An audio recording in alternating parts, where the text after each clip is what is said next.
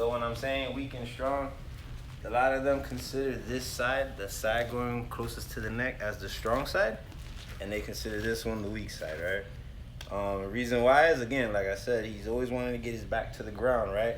So if we fell this way, this one's considered strong side because I'm closer to his neck, and if he wanted to turn his hips to the ground and his back, it's a lot harder, right? If we were to go this way and he turns his hip, yeah, he's already escaping, right? So and that mentality is why they say the weak or the strong side. But if you know like the principles of it, then everything's neutral, right? So remember what I said the first thing was, the bottom leg of whatever side you go to is the first thing he wants to escape from, right? So if I do land to the underhook side, I'm not even gonna call it weak side, let's say the underhook side. When we fall, I'm adjusting and I'm just blocking his hip, right? So rather than leave it like this, where we're being lazy with our legs and he wants to do that, I'm already blocking his hip and I'm looking almost pretty much at him, all right? If you can get to where you can like hook on the side, that's great. If you're long and lanky like Mike, you could probably even body triangle, which is even better. If in the meantime, if you could do this, that's good. This is usually where I end up at, okay? Now we're gonna go with that same cross grip again, right? So as he's trying to like defend the choke, I'm gonna have to end up coming under and peel one off, all right? So now what do you think he's gonna hold with? Yeah, exactly. So now what I'm gonna do with this bottom hand is I'm raising it up and I'm using the ground as backup so that he can't come back down with this hand. Try to come down with it. It's a lot harder, right? Because I have the ground helping me. The good part about being on this underhook side is I have all the flexibility now to move my leg. And what I'm gonna do is I'm gonna raise this one high. My heel is like where his arm is, and I bring his arm around my feet, or my toes, right? Once I feel like my toes are over, that's when I'll let go of his hand. So when I let go of his hand, I'm hiding it, okay? You can't cross it. I've seen him cross it. And one note that I've seen Danaher say is like, when he's crossing, he's not making the one that's trapping the hand the one on top. Because if he just takes his hand out, like, muscle up.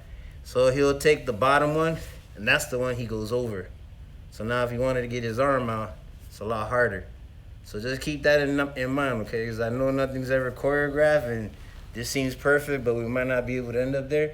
If you're ever gonna cross your legs, the bottom one on top of the one that's trapping the arm, okay? So now that we're here, I'm steady trying to do the choke, he won't let me. It makes it easy now to get 2-on-1, okay?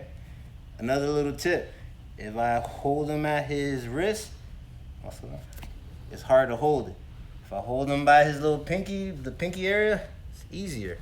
So when we're here and I go 2-on-1 and I bring it down, I'm gonna try to reach my hand to go over him. I don't care if it's like this, I'm just trying to reach that area, okay? I push it down to below his chest to his stomach, and now we go to work on his neck, okay? He's probably gonna tuck his chin, right? Like every other person does. We're gonna go like a flat fist. Not a big one, but from the flat. And we're just gonna follow the back of his jawline, and we're gonna keep going under.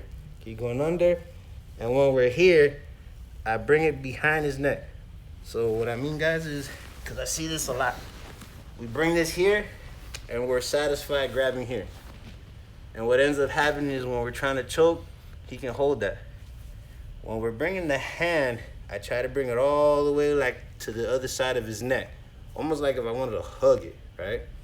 We're all the way to the other side, and I reinforce it by covering my chin, looking at him. My elbow presses to his chest, and then now my elbow goes that way, right? As I'm squeezing, okay? So don't settle for this. When we're here, and I don't know why, we all like want to look away at what we're doing, and we're doing this. He'll fight that all day.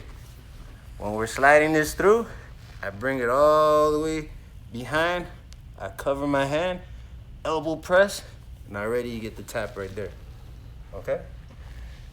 So one last time. We're here, we're falling. I know I'm falling this way. I'm blocking his hip, right? We're fighting for our grips. Boom, I get the top one. I push up, get my leg, deep in, go around the foot. Let's say this time I want to cross my legs. The one that's securing the arm, when I put it down, the bottom one goes over. okay? We go 2-on-1, boom. Change my grip, I start going for it. I'm not satisfied stopping at the shoulder. I'm going all the way back, covering, pinch my elbow, and turn. And we get our tap there, okay? So we good? Anybody need to see it again? Let's try it out on 3. 1, 2.